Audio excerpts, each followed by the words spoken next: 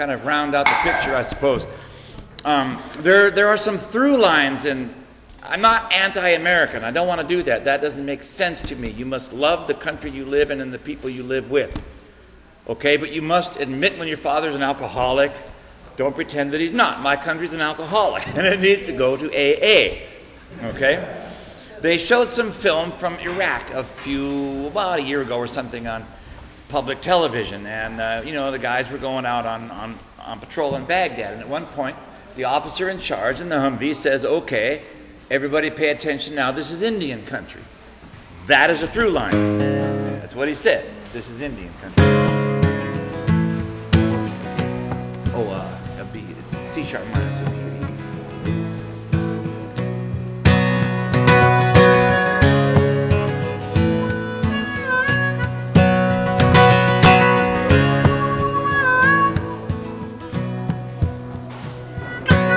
I saw the pictures from the prison in Iraq. The man on the box with his hands in the wires and his head in a sack. The man in the hallway with his neck tied to a leash line. Cigarette grins of the soldiers giving up the high sign. Well, I wish I could believe it when they said it was an aberration. Just a few bad apples in an otherwise smooth operation. Yeah, but there's just too many cracks in that tired old ruse. And now everybody gets to see Uncle Sam's got blood all over his brand new shoes. His brand new shoes, and there's something about us that we don't want to have to face. There's a killer instinct deep in this American race. Just ask anyone who's been on the other end of that leash, and they'll tell you. Selective memory loss is like a panacea. Big city cops took an immigrant man named Abner Louima, and they brought him downtown and they sodomized him with a toilet plunger. Never would have known, but somebody talked, and the story came out from under. Now I know what you're thinking. Cops ain't soldiers, but sometimes the line gets blurred, and they've been scratching each other's back for a while now, I've heard. And when there's a war around the world, you know that there's a war at home. And they will do whatever they want to you when they get you alone. Get you alone, and there's something about us that we don't want to have to face. And there's a killer instinct deep in this American race. Just ask anyone who's been on the other end of that leash, and they'll tell you.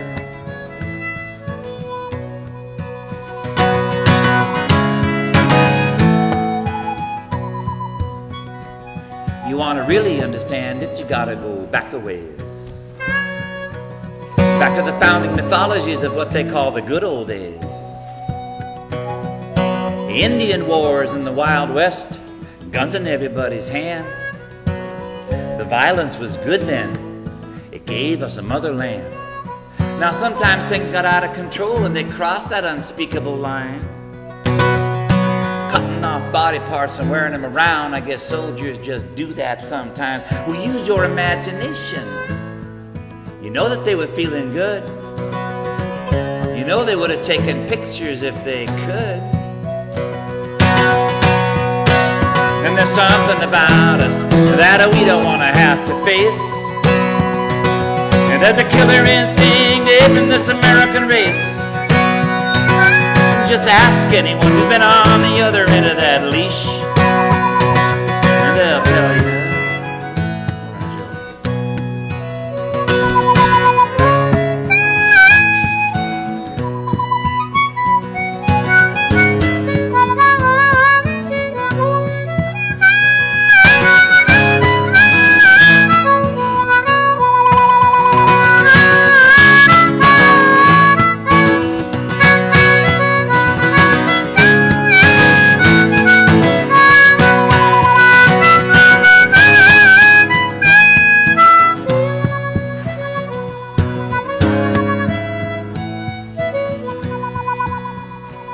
We got 2 million people in prison right now. we're going to have more. And I shudder to think about what I've heard goes on behind those doors. It's just the worst kind of sex and violence, and we know that's a fact. But nobody cares about it too much until it shows up in Iraq, and I guess that's the problem. We don't seem to be able to make a connection. We think we're some kind of chosen people, waiting for a resurrection, but our Savior is a con man, and he's looking up on number one. He'll give you $24 worth of junk jewelry and take it back at the point of a gun. At the point of a gun, and there's something about us that we don't want to have to face. And then the killer instinct in this American race. Just ask anyone who's been on the other end of that leash, and they'll tell you. And there's something about us that we don't want to have to face. There's a killer instinct in this American race. Just ask anyone who's been on the other end of that leash, and they'll tell you. 'Cause there's something about us